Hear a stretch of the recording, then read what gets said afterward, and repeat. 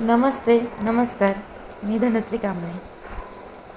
मला थोडं आयुष्याबद्दल बोलायचं होतं. आयुष्य देवाने किती छान सुंदर दिले ना. लग्नाच्या आधी आपण माहेरी असतो. लग्न झाल्यानंतर आपण सासरी येतो. लग्नाच्या आधी आपल्याला आईवडिलांचे धाक असतात. शाळेत गेलं, कॉलेजमध्ये गेलं, इकडे जाऊ नको, इकडे पाहू नको, अशी ओढणी घे, तशी ओढणी घे असतं. त्यानंतर लग्न झाल्यानंतर नवऱ्यांचं सुरू असतं.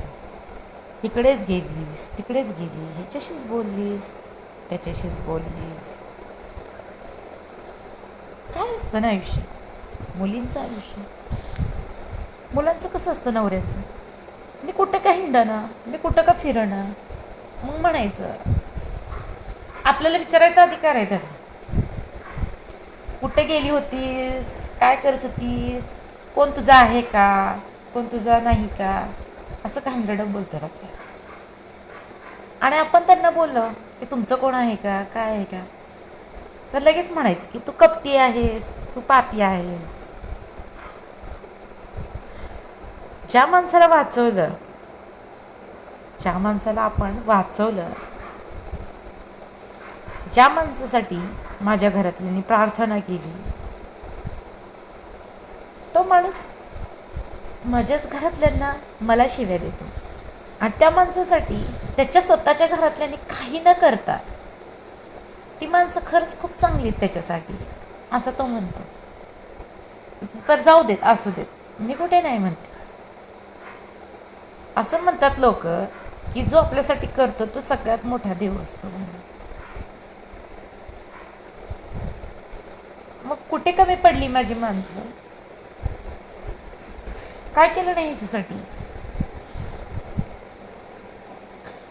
काय नवऱ्या लोकांचा प्रॉब्लेम काय असतो हेच मला काय कळालं. मी हा व्हिडिओ काही लाईक, कमेंट किंवा सबस्क्राईब करण्यासाठी नाही सांगत आहे. जे आज माझ्या मनात आहे तेच मी बोलते.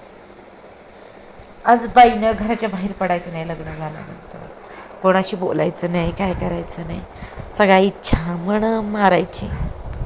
नवऱ्याने सगळ्यांनी हिंडलं फिरलं चालतंय सगळीकडं. का, कशासाठी बंधन आहे.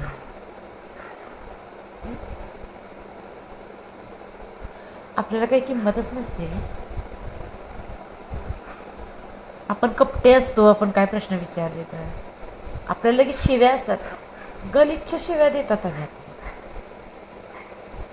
ते तर नाही, आपल्यासोबतची जी मैत्रीण असते तिलाही नवरे लोक शिव्या देतात. ती तर तसलीच आहे, तिच्या नादाला लागूच नको म्हणतात.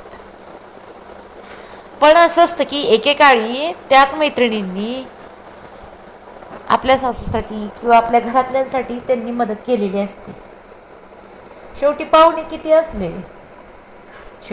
किती असले तर ते लांबचेच असतात. जवळचा असतो तो शेजारी, पहिल्यांदा शेजारीच पळत येतो किती काय झालं काय नाही झालं ते. पाहुणे कोण नसते. एवढा मोठा बंगला बांधला, पण सगळे स्वतः नवराच म्हणतो, डोळ्यात त्यांच्या खूप हे होतंय ते होतंय असं म्हणतो.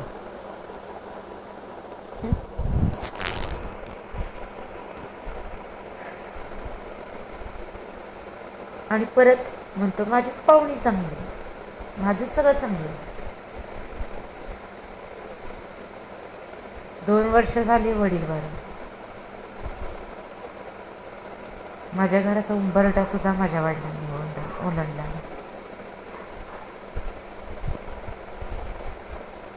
घर बांधून 5-6 वर्ष झाली. माझ्या आईने किंवा माझ्या बहिणीने घर बघितलं. आणि त्याच आईला, त्याच बहिणीला नवरे लोक शिव्या देतात. का म्हणून? पण त्यांच्या आईची मात्र सेवा करायची, त्यांच्या आईला मात्र शिव्या द्यायच्या नाहीत. त्यांच्या आईची मात्र वाहवा करायची. आई आई आई आई, असं करू का तसं करू का, आई, नुसतं आई आई म्हणायचं त्यांना. आणि आपली आई म्हणजे कुत्री असते, आपली आई म्हणजे नालायक असते, रंडी असते, सगळे शिव्या त्या घाण घाण देतात आपल्याला. आपल्या याची किंमत काहीच नसते. मी आताही सांगितलं मगाशी आणि अजून कमेंट, लाईक किंवा सबस्क्राईब करण्यासाठी मी हा व्हिडिओ केलाच नाही.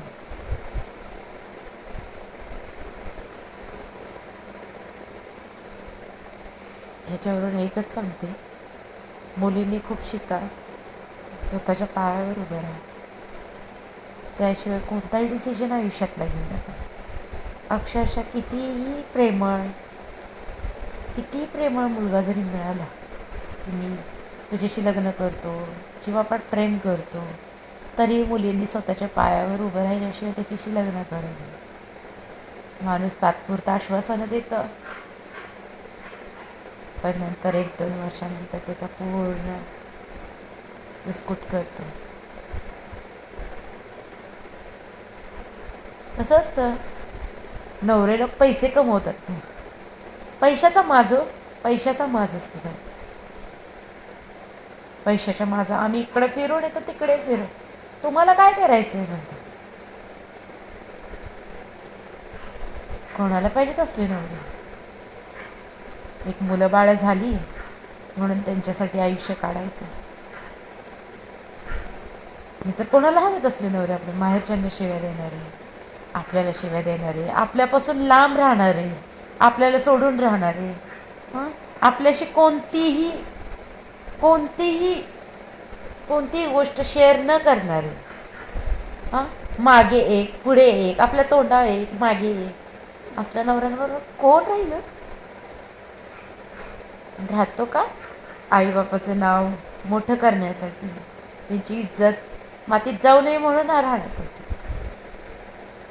मला एवढं काय बोलता येत नाही. जे काही 4 गोष्टी होत्या त्या थोडक्या मोडक्या मी बोलले. त्याबद्दल धन्यवाद. थँक्यू.